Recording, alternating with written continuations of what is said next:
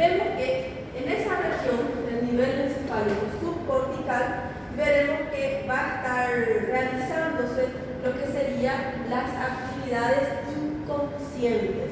Por ejemplo, para regular la presión arterial. Para regular la presión arterial, yo no necesito avisar al organismo que haga eso, sino que hace de forma inconsciente. Por ejemplo, podemos ver que en esta parte del organismo, entonces vamos a ver las regiones, como dije, la parte inferior del encéfalo, el bulbo raquídeo, la parte de la protuberancia, el mesencéfalo, el hipotálamo, también los ganglios basales y la parte del cerebelo, el tálamo. Todos estos van a estar conformando lo que sería la región o la parte subcortical, debajo de la corteza. Este sería la porción cortical, este subcortical, este sería la parte medular. Subicortical, embaixo en vez de hipo, debajo, es subcortical. Y vemos que en esta región, por ejemplo, vamos a estar, como le dije, es el encargado de estar produciendo un equilibrio en la parte de la regulación de la presión arterial y la respiración. Especialmente la zona del bulbo raquídeo, la parte de la protuberancia, toda esta zona va a estar ayudando, digamos así, para que se equilibre la presión arterial, se regule la presión arterial y la respiración. Si yo estoy, pegué pesado porque tengo un casamiento mes que vem, es un casamiento imaginario, pero vamos a un casamiento, tenemos que entrar en forma, empezamos a ir al gimnasio, entonces empezamos a hacer fuerza excesiva.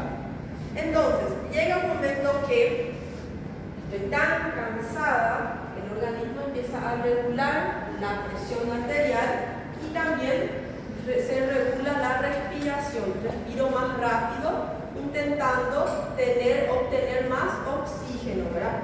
Entonces, toda esa función, todas esas dos funciones de regulación de la presión arterial y de la respiración, entonces van a estar dadas por estas partes subcorticales, que es la parte especialmente del bulbo raquídeo y también la protuberancia.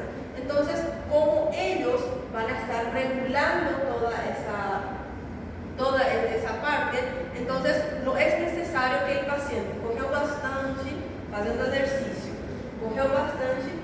si esta zona no funciona de forma adecuada, el paciente se va a quedar, no va a conseguir respirar bien, no va a conseguir regular la presión arterial y muchas veces ese paciente va a desvanecer, va a desmayarse porque esta porción no está regulando.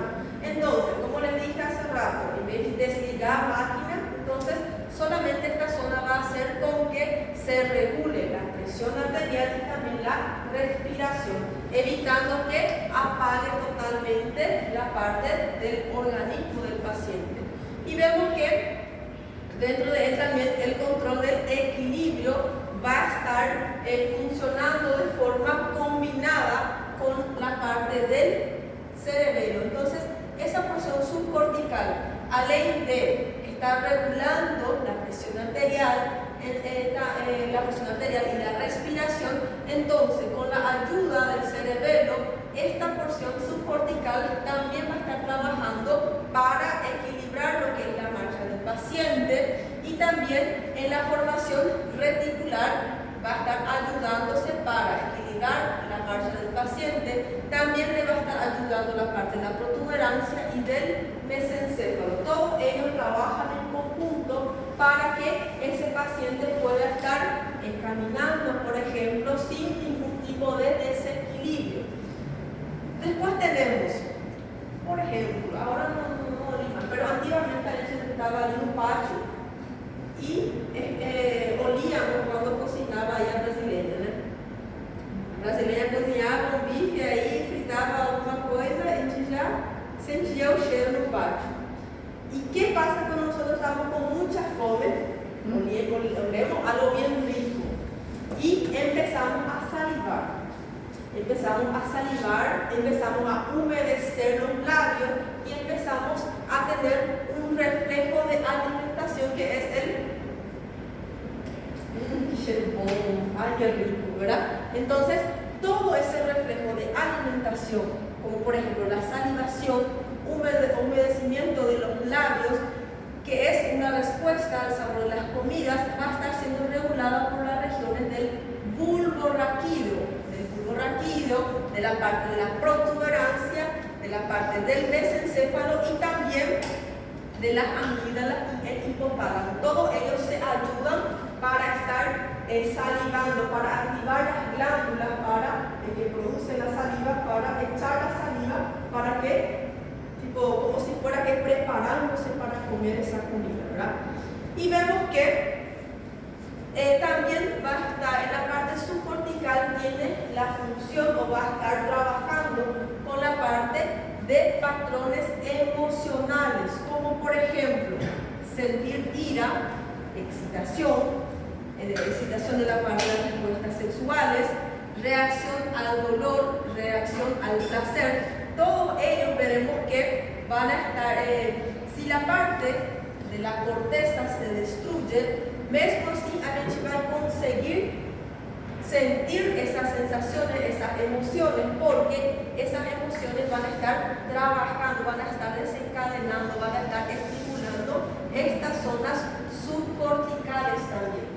Entonces, no es porque el paciente tuvo una grave lesión en esta porción, no va a sentir ira, no va a sentir más placer. Sí va a sentir porque esta porción subcortical también es estimulada y también puede estar reaccionando a ese tipo de efecto, de estímulo. Doutor, volta um pouquinho, eu fiquei na dúvida, eu não sei se eu entendi errado. Mas a senhora falou que tem a parte cortical e a subcortical. Sim, a cortical é a corteza. Então, só que a parte do hipotálamo e do tálamo, ele não é cortical? Não, é sub. Vemos que toda essa parte es la corteza, la parte más superior.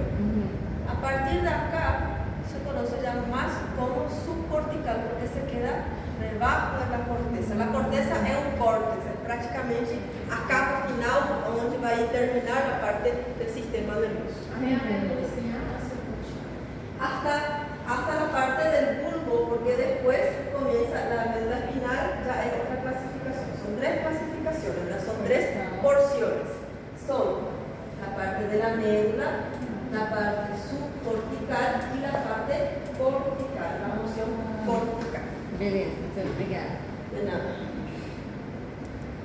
Y vemos que en el nivel encefálico superior, o llamado de la parte del nivel de la corteza, la parte cortical, vemos que jamás va a trabajar de forma solitaria, no va a conseguir trabajar de forma solitaria, porque tiene que tener toda esa conexión con el área subcortical y con la médula para conseguir realizar sus funciones. Escribe solitario y sale un cachín. Y vemos que entonces la corteza cerebral resulta fundamental para la mayoría de las funciones o los procesos de pensamiento, pero él no puede funcionar solo. La corteza cerebral no es independiente, es el elemento central fundamental, pero él no es independiente, no consigue trabajar solo, necesita pasar la información hacia la parte subcortical y también la parte medular para que trabajen todo en conjunto para realizar su funcionamiento. Y vemos que esa porción entonces del sistema nervioso va a cumplir unas funciones específicas. La parte de la corteza entonces va a estar realizando, va a estar cumpliendo funciones específicas, pero es la corteza quien va a estar dando la mayor información. En la parte de la corteza es quien o manda-chuva, digamos así, mas ese manda-chuva no consigue trabajar solo en la empresa, necesita de todo su equipo trabajar. ¿Ves? Aquí, por ejemplo, acá en la facultad tenemos la dueña de la facultad, facultad, tenemos el director. Vamos a hablar que o Dr. Paio é a porteira. Ele quem é? Se falar, não vou sair daqui, vamos fechar a faculdade, por exemplo, nunca não fazer. Pero vamos a hacer de cuenta que el Dr. Paio, por ejemplo, es la corteza. El Dr. Paio es la corteza. Acá la parte subcortical serían los profesores y la parte de la médula serían los alumnos. Prácticamente todo el mundo tiene que trabajar, tiene que estar socializando, trabajando juntos para que la facultad también trabaje, ¿verdad? Entonces, de esa manera se estaría dividiendo lo que serían las porciones del sistema nervioso. Y vemos que esa sinapsis del sistema nervioso central entonces va a estar llevando la información de una célula postsináptica o neurona postsináptica a otras neuronas que va a estar encontrando en su camino.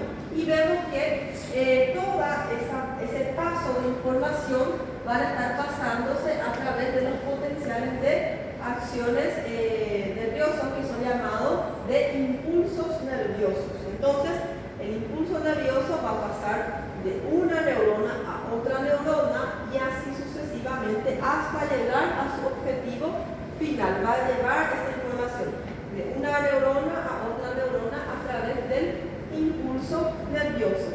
Y vemos que cada impulso nervioso que pasa de una neurona a otra neurona puede quedar, lo que puede suceder, puede quedar bloqueado en la transmisión. Por ejemplo, acá, esta neurona va a pasar neurotransmisores a la siguiente neurona.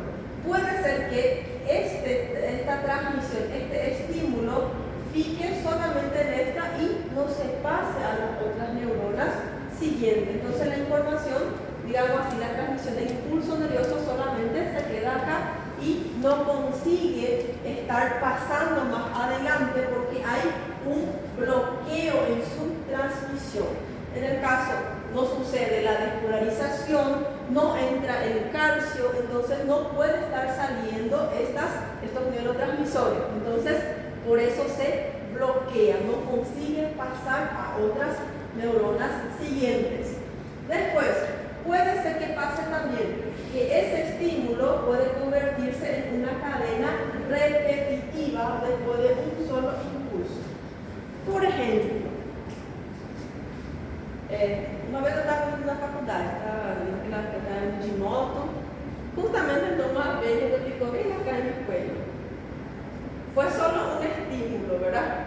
Pero el dolor ficó el día entero, ¿verdad? Entonces, un estímulo empezó a presentar transmisión, empezó a transmitir de forma repetitiva. Solamente hubo un impulso, digamos así, pero quedó el día entero con ese dolor que no es tan fuerte, pero es molestoso. Entonces, puede ser de esa manera también lo que sería el impulso nervioso. Después, puede también suceder de integrarse con los procedentes de otras células y originar patrones muy intricados en las partes de las neuronas sucesivas. Por ejemplo, yo tengo un impulso que es bien lento, casi no está pasando, pero justamente vino otro impulso más fuerte y ese que estaba lento pegó carona por decir más forte y fue todo junto. Puede suceder de esa manera también.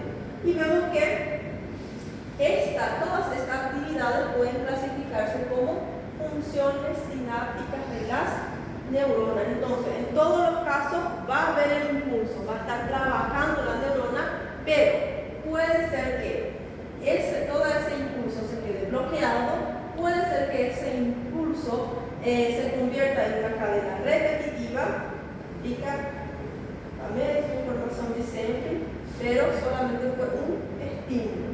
Y puede integrarse, puede juntarse con esos impulsos que son más fuertes. Y acá podemos estar viendo lo que serían los tipos de sinapsis. Tenemos dos tipos de sinapsis. La sinapsis que va a ser la química y la eléctrica. Vemos que la sinapsis química va a estar dependiendo del elemento para poder estar secretando los neurotransmisores. Igual, si vemos que en estas porciones de esa sinapsis química, entonces sucede una despolarización, y cuando sucede esa despolarización, este calcio va a estar entrando a través de esa parte de la neurona, y cuando entra ese calcio empieza a activar esas vesículas empieza a inducir las vesículas para que esas vesículas lleguen hasta la membrana sináptica y estén secretando lo que serían los neurotransmisores para que se pase esa información. Vemos que esta sería una neurona posináptica, entonces porque va a pasar la información a la siguiente neurona. Veremos que también son llamados de botones sinápticos, porque también son llamados botones sinápticos y también son llamados de pies sinápticos, porque se dice que parece piecito, pero no parece tanto. Entonces, esta sería la parte del botón sináptico. Esta región vacía sería la hendidura sináptica, y esta neurona presináptica es el que va a estar recibiendo lo que serían los neurotransmisores. Estos neurotransmisores, ¿cómo van a estar entrando en las siguientes neuronas? A través de estos receptores ionotrópicos, que son los receptores que van a estar recibiendo los neurotransmisores y pasando a su interior. También tenemos un tipo de receptor que es el receptor metabotrópico, y este metabotrópico veremos que es un poco más complejo, estar estudiando también, y todos ellos van a estar, una vez que lleguen a las compuertas de estos receptores de neurotransmisores, entonces se van a estar abriendo y así dejando que entre lo que serían estos neurotransmisores al interior de esas células nerviosas. En esa parte de sinapsis eléctrica vemos que no sucede esa entrada de calcio, no sucede lo que sería, prácticamente deja de existir lo que es la hendidura sináptica, porque en esta sinapsis eléctrica tiene que suceder prácticamente esos botones sinápticos tienen que estar unidos prácticamente, tienen que estar encajando sus canales de iones para que por ahí pueda estar pasando lo que sería toda la información para pasar lo que es el impulso nervioso. ¿Está bien? ¿Están entendiendo todavía? Todo tranqui, un poco cansaditos. Después de esa hora no tenemos agua. No. Sí, ahora es 4:40. Entonces, acá la sinapsis química es prácticamente todo lo que le expliqué ahora. Que va a tener, tengo la neurona sináptica que en su interior voy a estar teniendo estas vesículas que son llamadas de vesículas sinápticas, porque dentro de esas vesículas voy a estar teniendo los neurotransmisores. Una vez que se produzcan todas estas vesículas sinápticas, entonces van a estar viajando hasta llegar a lo que sería la membrana sináptica. Una vez que llegan a esa membrana, entonces cuando se activa, cuando entra calcio, entonces estas vesículas se van a estar abriendo hacia la parte de la hendidura y van a estar soltando lo que sería estos neurotransmisores. Y acá podemos ver los receptores, las proteínas receptoras, o también llamadas de receptores ionotrópicos, que van a estar recibiendo lo que serían estos neurotransmisores y van a estar llevando al interior de la siguiente neurona. Esa parte fue bien difícil para a gente entender, porque el professor não trazia slide. Ou ele trazia slide só de letra, daí ele não desenhava. E quando começava no meio do quadro, aí pra lá era uma continuação e pra cá era outra continuação. Você ia tirar foto e não entendia onde que ia.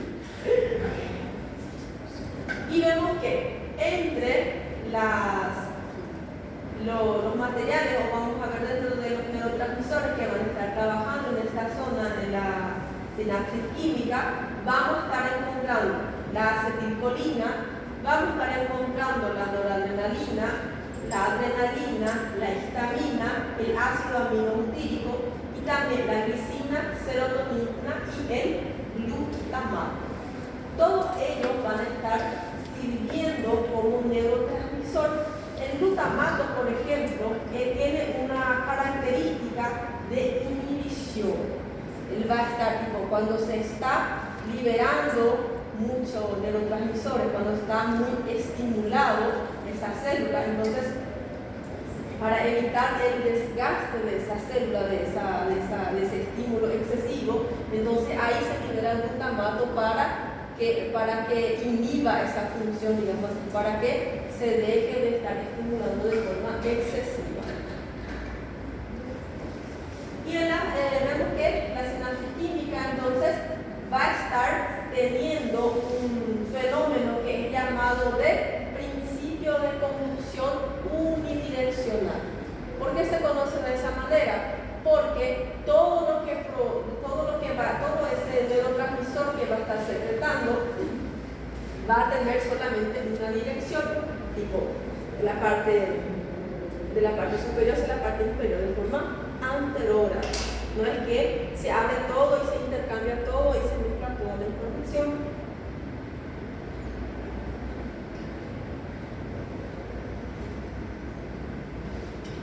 Entonces podemos ver que la neurona va a estar secretando el neurotransmisor. ¿Cuáles de las neuronas son las que van a estar secretando esos neurotransmisores? Van a ser las neuronas postsinápticas. Quien recibe los neurotransmisores son las neuronas presinápticas. Y vemos que en la sinapsis eléctrica, vemos que muchas de las veces las señales que van a estar transmitiendo son de ambos sentidos. Tipo, hay un desbalance, digamos así. Por eso se estudia mal la sinapsis química. Doutora, você não pode repetir, por favor, a pós-sináptica? La postsináptica es la que va a estar secretando lo que es el neurotransmisor. Y la presináptica es la que recibe esos neurotransmisores a través de esos receptores o canales ionizantes. Obrigada. Y en esa sinapsis eléctrica, como vimos, es su forma de actuar o la dirección que va a estar tomando es de tipo de ambos sentidos. Vemos que esa sinapsis eléctrica, entonces, los citoplasmas de esas células tienen que estar conectados uno al otro para poder pasar esa información. Igual la imagen que vimos, vemos que acá, para que pase la información, ambas membranas tienen que estar, ambos botones sinápticos, tanto de la neurona postsináptica y la presináptica, tienen que estar teniendo un contacto bien estrecho, tienen que estar encajando muy bien estos canales y no hay que haber movimentación, porque si hay una movimentación no va a conseguir pasarse lo que serían esos impulsos nerviosos. Entonces, por eso se necesita de un encaje máximo para poder pasar lo que es la información. Como vimos, este tipo de sinapsis, el químico, va a ser unidireccional.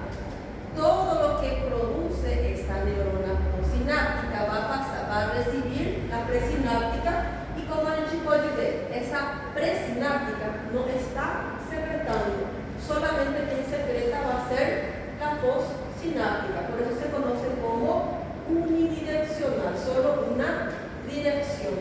Lo que sale de acá solamente entra en la otra neurona. No es que ambos abren sus vesículas y hay intercambio.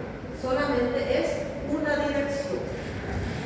Y acá, como podemos ver, en la sinapsis eléctrica va a suceder una dirección doble, va a ser su impulso va a ser de ambas direcciones. Podemos ver que acá, por ejemplo, la que sería la presináptica pasa impulso hacia la parte de la neurona posináptica, y así también sucesivamente esta neurona posináptica pasa lo que sería el impulso hacia la neurona presináptica. Por eso se dice que tiene ambas direcciones. Tipo, puede salir de acá, puede estar entrando en ambas direcciones. Y ya la química es solo una dirección, es unidireccional. Sale de la neurona posináptica y entra a la neurona presináptica. Solo es unidireccional, bidireccional. Entonces, si yo, por ejemplo, les pidiera una comparación, un cuadro comparativo, un cuadro que diga cuáles son las diferencias entre esa sinapsis, podemos decir que en la sinapsis química yo estoy utilizando los elementos químicos. Tiene que haber una despolarización, tiene que estar entrando calcio para activar a las vesículas, y después esas vesículas, cuando se activan y todo más, llegan a la parte de la membrana y van a estar soltando, van a estar excretando sus neurotransmisores de forma unidireccional, llegando hasta los receptores presinápticos. En el caso, si vamos a hablar de la sinapsis eléctrica, entonces no necesita que el calcio entre, que el calcio actúe para estar liberando esos neurotransmisores, sino que en esa sinapsis eléctrica lo que pasa es que ambos botones o ambas membranas sinápticas tienen que tener un contacto íntimo, no tiene que movimentarse, tienen que quedarse prácticamente inmóviles, tienen que encajar sus canales para que puedan estar pasando los impulsos nerviosos, y va a ser de tipo bidireccional o ambas direcciones. Como les dije, acá podemos ver que la presináptica pasa impulso a la posináptica y la posináptica pasa impulso a la presináptica. ¿Está bien? Muy claro. Continuamos lunes. ¿Está bien?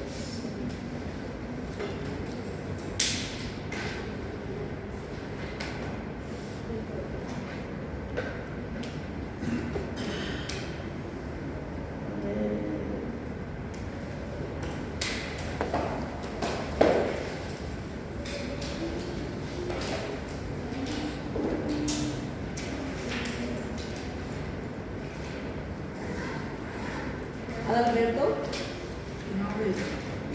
Alex, Aline, Carmen, César, Cristian, Giovanni, Isabelle, Jailane, José Rivaldo, Joyce, Laila, Luis Felipe, Monique, Lumbia, Silvia, Verónica, Victoria, Ícaro,